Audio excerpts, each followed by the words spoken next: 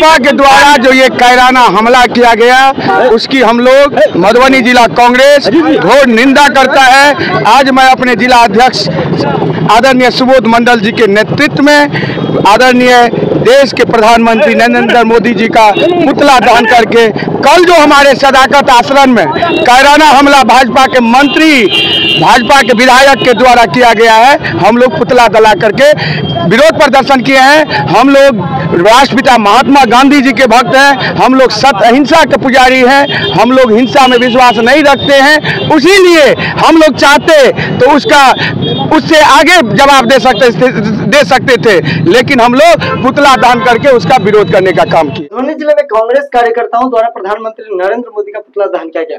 नमस्कार, आप देख रहे हैं एटीएम न्यूज में, हूं आपके साथ शक्ति। यह घटना किसी एक व्यक्ति विशेष के प्रति गुस्से का परिणाम नहीं थी, बल्कि इसके पीछे गहरी राजनीति, असहमति और सत्ता विपक्ष के बीच चल रही थी कि खींचातानी की झलक दिखाई देती है।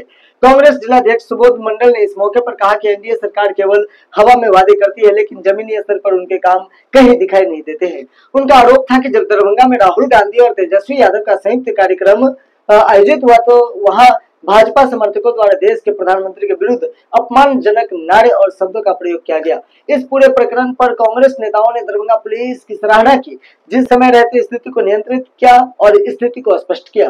पुतला दहन कार्यक्रम में कांग्रेस की कई वरिष्ठ नेता भी मौजूद रहे, जिनमें पूर्व जिलाध्यक्ष सिलंबर झा, ज्योति नारायण झा, कृष्णकांत झा और अन्य कार्यकर्ता शामिल थे।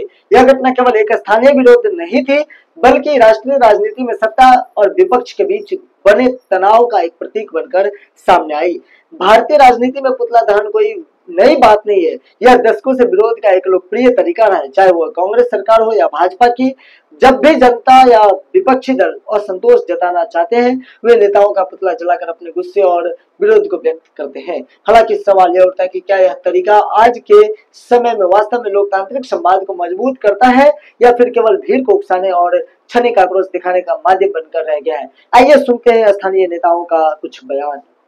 किए हैं जो आपको मालूम होगा कि भाजपा द्वारा जो दुष्प्रचार किया गया था कि आदरणीय प्रधानमंत्री के मां को गाली देने के संबंध में, वो आपको मालूम है कि दरभंगा पुलिस ने जो पकड़ा है वो आदमी बीजेपी का कार्यकर्ता है, कई मंत्रियों से मिल चुका है, उनका सदस्यता पहले से ही बीजेपी में है। तो इतनी बड़ी भीड़ में आके गाली देना, इसका मतलब कि जननायक राहुल गांधी को सभा को दुष्प्रचार करना है।